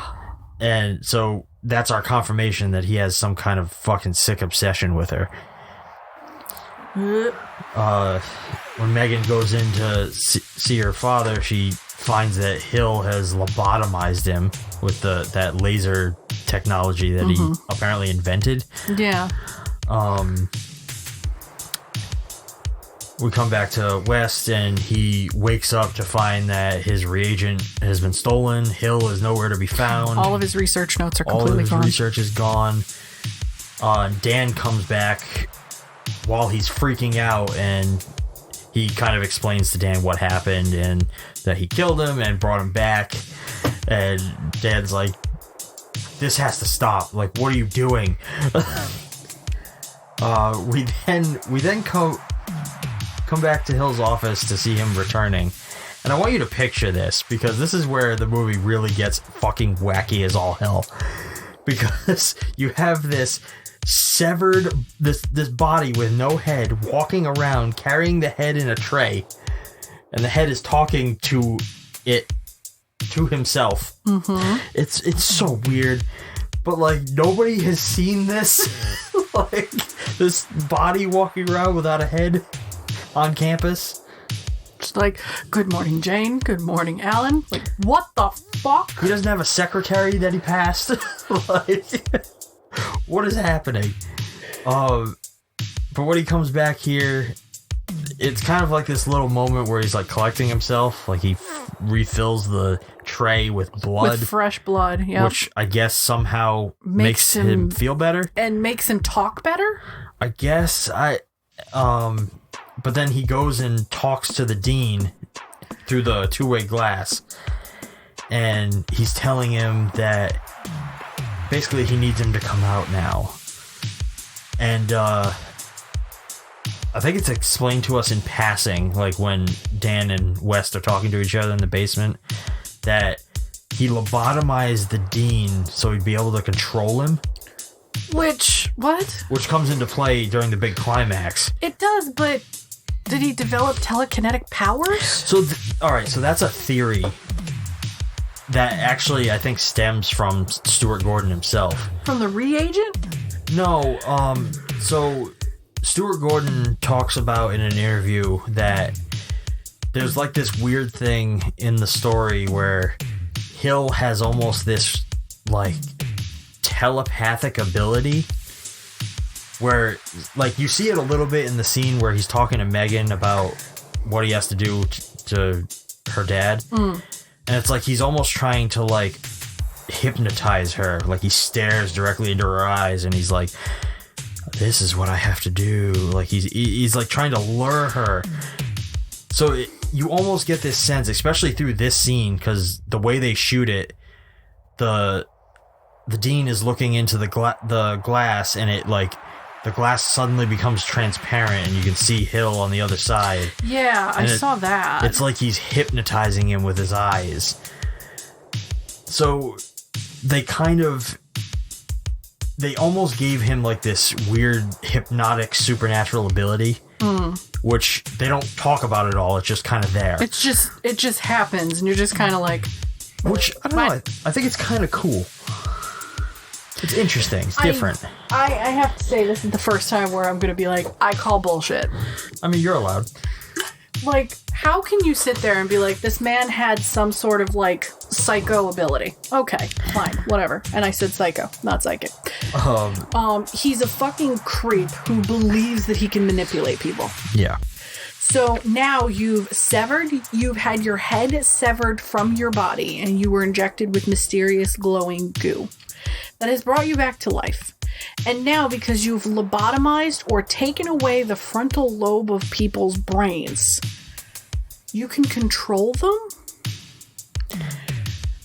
Yeah, I don't entirely understand. I don't think there's any logic to that. I think they just thought it was a cool idea. That's where the Lovecrafty element really comes in my opinion. For sure. That you can't explain this shit moment where you're like, all right, it's cosmic horror. I can't explain this. Yeah.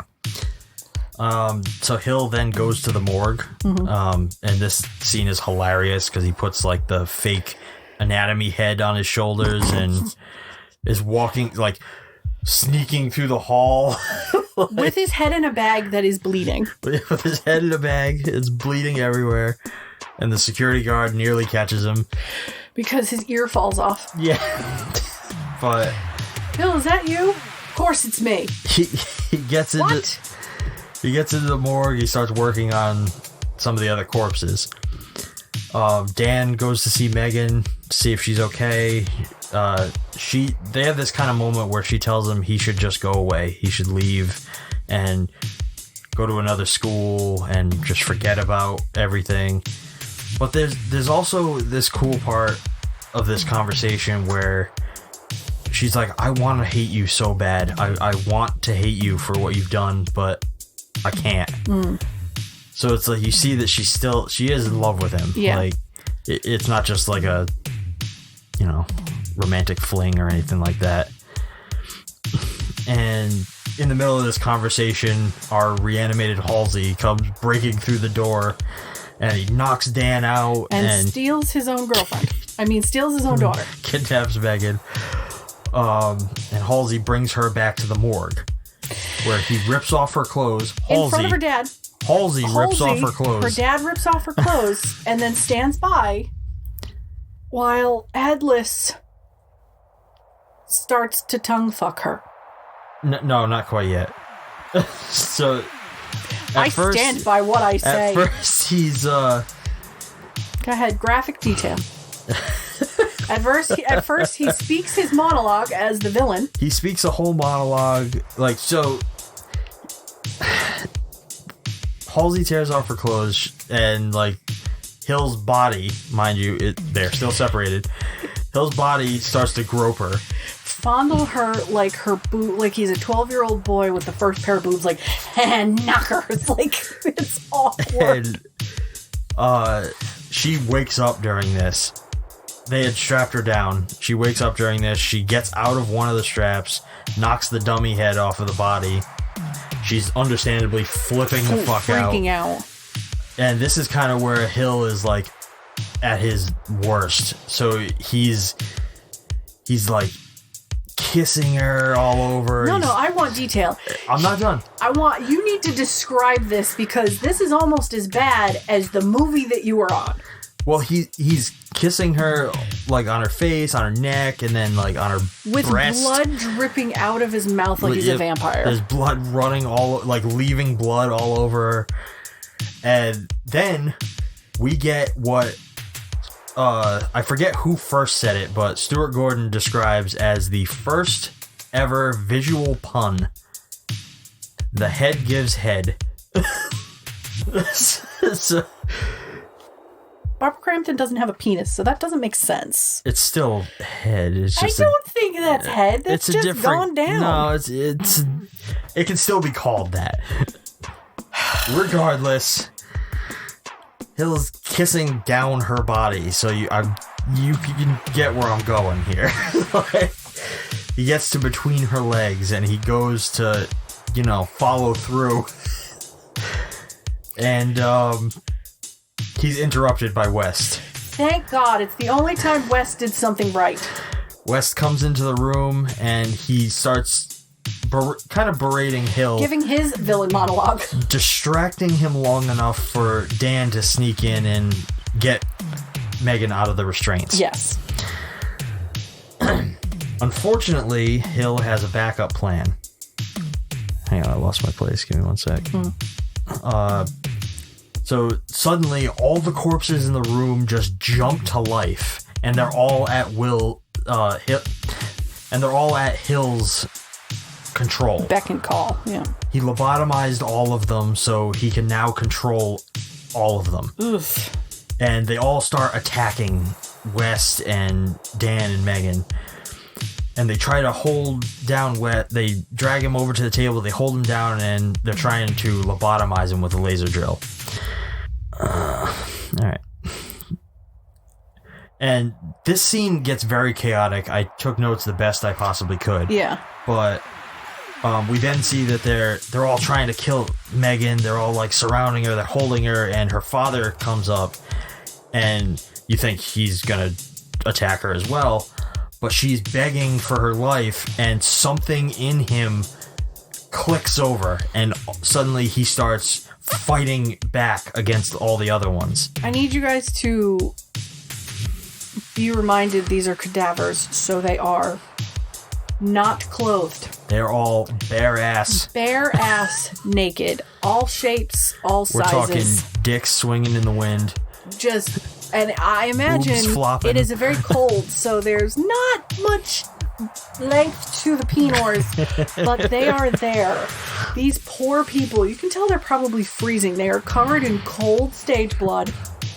They're in what appears to be a morgue, so it's gotta be fucking stone cold in there. Yep.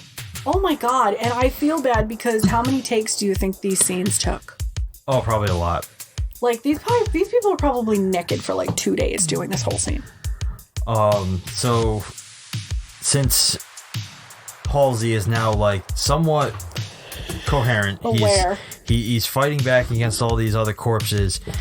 He gets over, he throws Dr. Hill's body out into the hallway where the security guard sees it walking around headless, and he's like, what the fuck? Smartest man ever. Then we see that Halsey gets a hold of Hill's head, and I shit you not, he crushes this thing like it's a wad of hamburger meat, which it is. The way they did that effect was they actually built a head out of raw meat, loaded it with blood, so that when he crunched it, it just like a sponge. We are supposed to be having like a Korean kind of dinner this evening. Yeah. I will be eating vegetables, thank you very much, after this description. It's yummy. Anyway, he throws the head against the wall, and it literally just sticks. Ugh. And it's disgusting. Gross. Like the cat, the brains just go. In the midst of all of this, West pulls out 2 needles filled with reagent, and he injects Hill's body with all of it, saying that he had a theory Overdose. of overdosing. He just goes, overdose. I'm like, okay. So the body starts freaking the fuck out, and its chest blows open, and its intestine comes flying out and starts strangling West. Strangling and what appears to be dragging him towards the body, and I'm like, oh. It's like trying to consume him. Like, it's so insane. It's nasty. With Hill now dead, all the other corpses are going haywire, and they're all trying to kill Megan and Dan. Megan and Dan are able to escape because the dean kind of starts fighting them all, and then he gets ripped apart. They make it to the elevator, but Megan gets attacked and strangled by one of the corpses. Dan is able to get an axe, and he chops the corpse's arm off, gets her free, but she's now unresponsive. So he takes her up the elevator, rushes her to the ER, where she unfortunately dies on the table, just like his first lady did. That lady attacked them, by the way. Huh? That lady was attacking them. His first, I tried to save her. He was attacking them. Or she was attacking them. What? Yeah. Oh, in the morgue. Yeah, in the morgue. Yeah, you're right. Comes full I was circle. like, what are you talking about? So everybody kind of clears the room. They leave him to grieve. And suddenly he gets the idea. He can save her. Because West kept screaming, my research, so they he took his grabbed the bag. research. He can save her. So he takes out the reagent. He can't bear to let her go. So the last thing we see is he lifts her head and injects her neck. We fade to black, and we hear her screams of reanimated agony slam to that amazing Re-Animator theme. Mm-hmm. You mean the Psycho theme? Yeah, tomato. I mean the Psycho Re-Animator theme.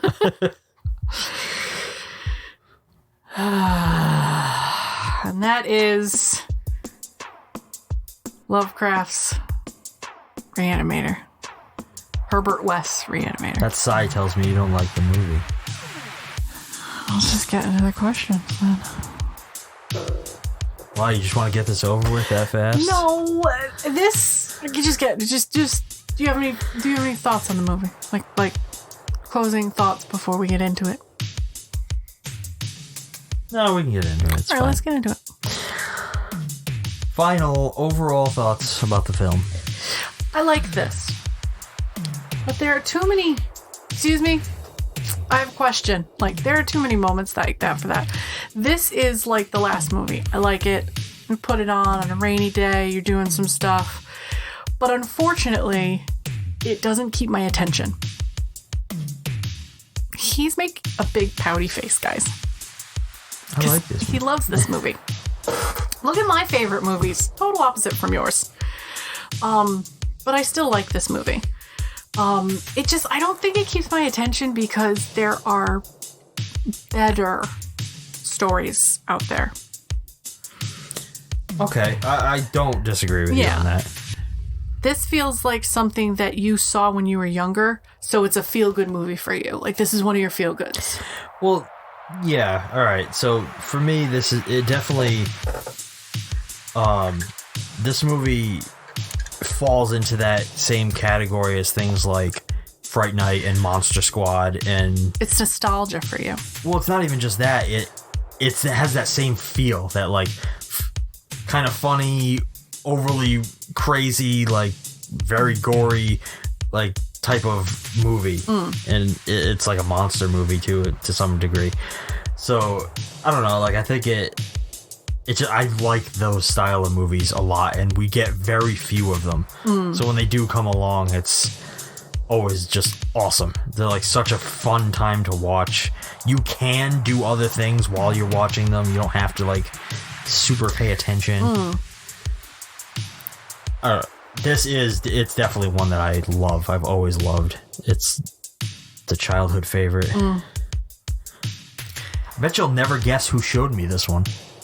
Your grandmother. She did. Mm-hmm. This got your grandma written all over it. This has your meme all over it. This is my meme. Yep, she introduced this to me. She had the VHS. She showed me this and Bride of Re-Animator. Is the Bride of Re-Animator the original one you used to have from her or no? No, that one, that's another copy. But yeah, she showed me both of those. You know what my grandmother showed me? Rodgers and Hammerstein's Cinderella. That's unfortunate. What do you mean that's unfortunate? That's what you show your grandkids. I still like your meme anyways. You better. She's a fucking saint. She's a goddamn fucking saint. Do you have any favorites? Every single time I hear the line, get dead, details later. Like, that's it. That's the one. It makes me laugh. The whole ending sequence is pretty cool. There's a lot going on. It is chaos. And I saw stuff this time that I didn't see the first time. But yeah, I like the ending a lot. So tired. What about you? So this movie is populated with a lot of memorable lines. Mm-hmm. So like, there's like, I gave him life. Mr. West, I suggest you get yourself a pen. And then like his rant towards Hill, which is, how can you teach such a dribble? These people came here to learn and you're closing their minds before they've even had a chance. Mm-hmm. Birth is always painful. Like all these little quips, all these little things that are said. Yeah. But my favorite line is the same as yours. Get dead, details later. What would you want me to do? Leave a note? What would it have said? Cat dead, details later? It is the stupidest so thing. Dumb. As a pet owner, if you came home to that, you'd be like, why? What? My favorite scene, I think, is the scene with Rufus in the basement. That where they're fighting that like, freaking cat. Yeah. That whole, like, from the moment Dan gets down there to them Megan gets down there. Reanimating the cat, yeah. Like, that whole sequence is really... like, it's such a cool scene, and it's that introduction to the reagent, which I just really like it. Does it work? Yes. I don't want to say no or maybe on this one because I do enjoy it. Yes, it works because I think if they told the original story, it wouldn't be as impactful or even topically funny for that point in time. So I believe this does work. Yes. I very obviously think this works. I've watched this so many goddamn times. This movie has awesome characters. It has such a fun theme. Like, it's incredibly gory, but doesn't skimp on being funny as well. Mm-hmm. The music is great. It's super memorable. It also looks really good. Like, we watched the version I have, which is it's just the Image Entertainment release of the Blu-ray. It's Blu-ray, and you can tell all of the practical effects for it. Yeah. But it's not like, oh, there's a wire here or a tube there, or oh, I saw how that was done. It's like you were meant to know that these are corny practical effects back then. So for, 37 years, how fuck old am I? 37 years later, it works. It's great. Like, it has even more heart to the practical effects now than it did back then. That's how I feel about that part. Agreed. I think, I absolutely think this movie works. Like, it might not be for everybody, but it works it definitely works for horror fans. I mean, for fuck's sake, this Blu-ray, right on the cover, says has a quote from Entertainment Weekly that says, one of the greatest horror movies ever made. Which... Well, it's Entertainment Weekly. I mean, it's not really that credible of a news source. It's not a real news source. It's not a real news source.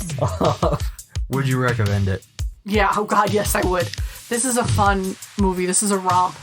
This is a horror movie without being terrifying. if you like Lovecraft, this is a pretty cool adaptation of a Lovecraft story. I would recommend it if you get squeamish with blood and or nudity. There's a lot of both. What about you? I would absolutely recommend this. Like, even if this is not your cup of tea, I think it's something that you should see just to say you have seen it. Yeah. Like, it is such a fun ride. And, like, even if you're not into this type of stuff, I feel like just being able to see it and, like, maybe have some...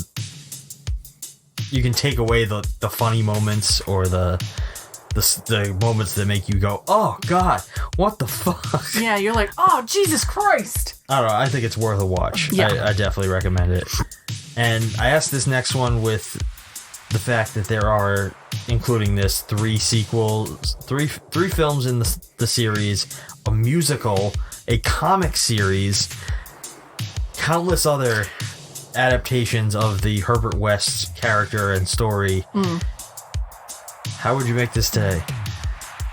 I'm inclined to say I wouldn't make this movie today. I would touch upon making the actual story in a limited series. I absolutely agree. I want to see the original story in a series format to where each of those stories has its own show. I think if you're going to do Re-Animator again... Herbert West just Re-Animator. do Herbert West Re-Animator. Yeah. Which I actually think might exist. As a film or a series? I don't know what it was, but there was something a while back. I don't remember where I saw it, but there is something called Herbert West Re-Animator, and it's like a movie I think it's very low budget, and I think it might even be foreign. But I've never seen it. Always wanted to check it out because I just want to know what it is, because I love this story so much. 2007. Herbert West Re-Animator. Director Ivan Zuccone. Yeah, I would very much like to check that out to see if it's closer to the original text. Let's see. It is on Amazon Prime to rent or buy and Apple TV to rent or buy. It is Italian. Ooh, okay. After the loss of his daughter, a famous scientist experiments with a special serum invented by him as it desperately tries to bring her back to life. So that might be closer to the book or the story. Not as much. It's got Herbert West Jr., Eleanor West, young Eleanor, Elizabeth, and Mary. Those are the only cast members. So it's a loosely based. So all right, then. But the picture is pretty. Yeah. The poster is pretty cool. Then I would say that if you're gonna remake this, try taking a stab at the original story. Yeah. See if you can adapt that, like, verbatim, and see how that comes out. I don't think this version of Re-Animator should ever be remade. No. I think this is fucking perfect as it is, and you're never gonna top it. But our final question is this mainstream, exploitation, or other? I'm inclined to settle this between mainstream and other, or maybe other and exploitation.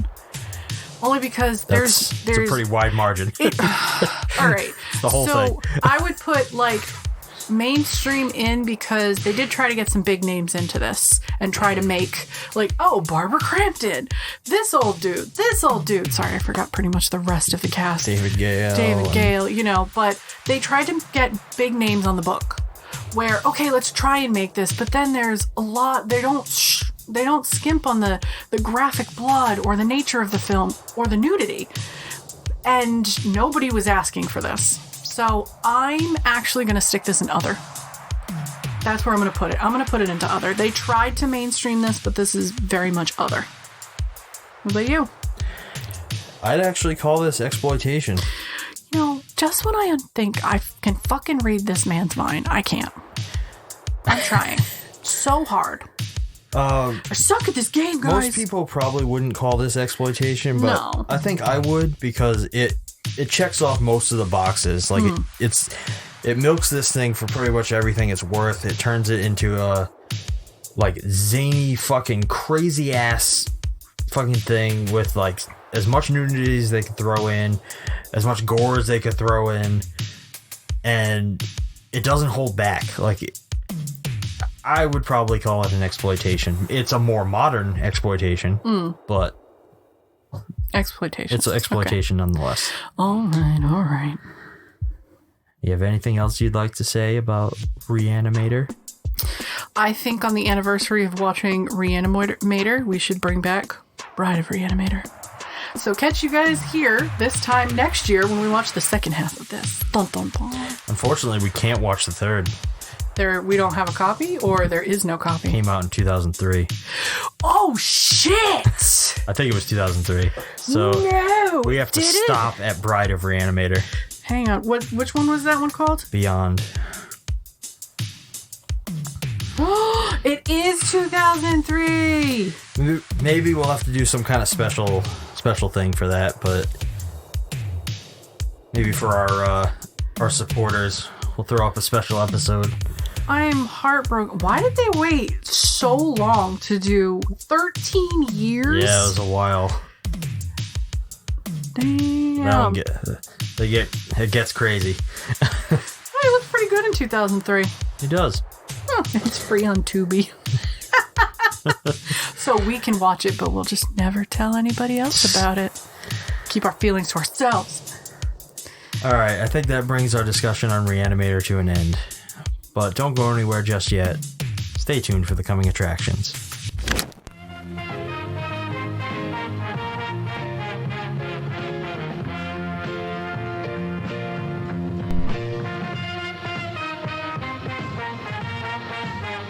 Here we go!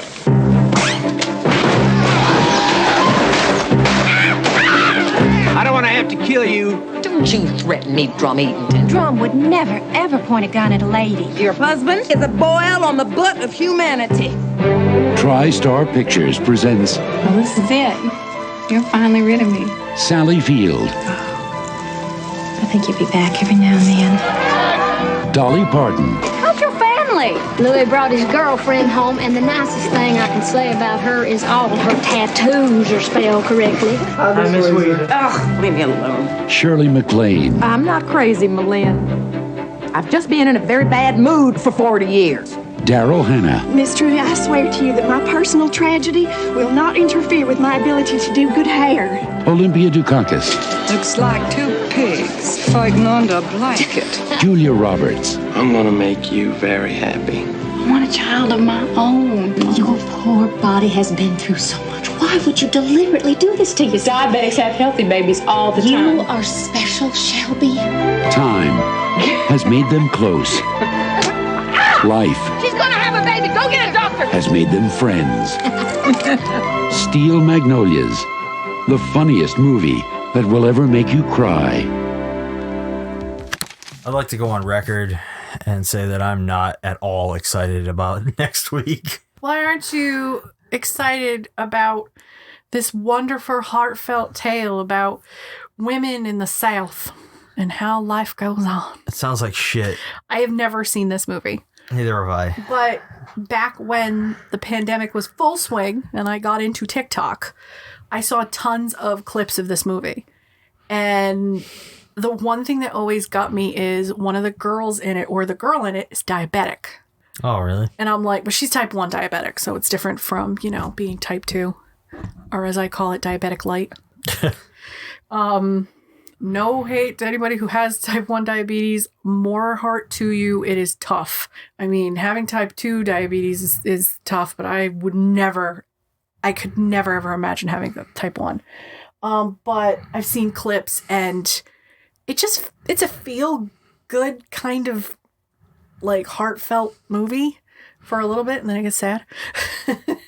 So we're shifting gears from this absolutely blood-soaked H.P. Lovecraft adaptation to what? This movie stars, here you go, all-star cast. Sally Field, Dolly Parton, Shirley MacLaine, Daryl Hannah, Olympia Dukakis, and Julia Roberts. Oof. Yep. Boy. It is set in, where is this? This is based on a true story. I'm sure it is. And we will definitely get more into that once we watch it. But yeah, this is supposed to be one of those fits into the late 80s, early 90s feel-good ladies movies. It sounds like a sack of shit.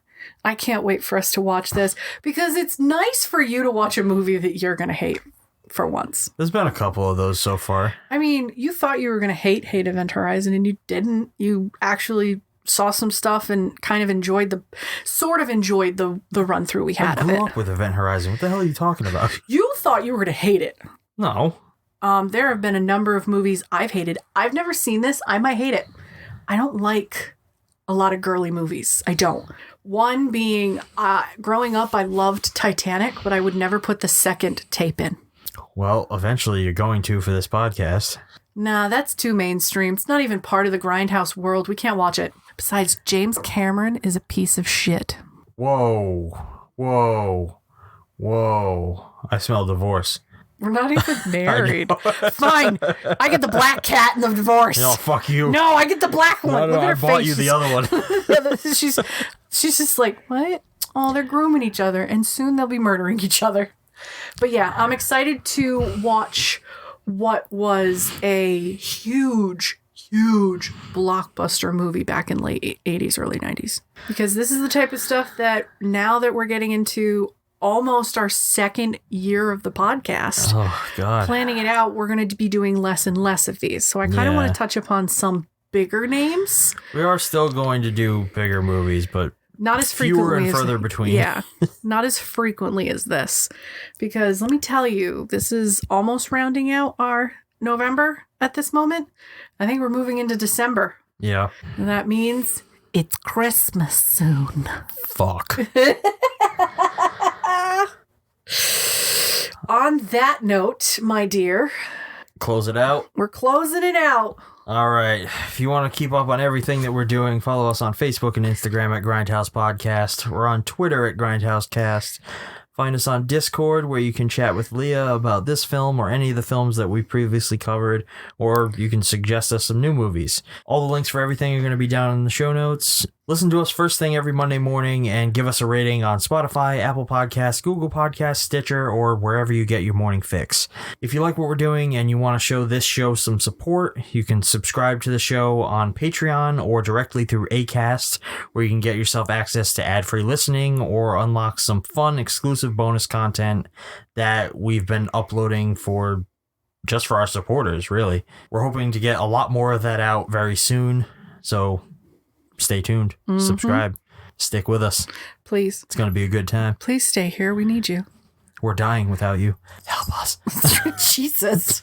Until next week, I'm Shawn. And I'm Leah. Thanks for listening, and keep watching. Ba-ba-ba-da. I don't remember what the theme song was. Dana, dana, dana, dana, dana, dana, dana, dana.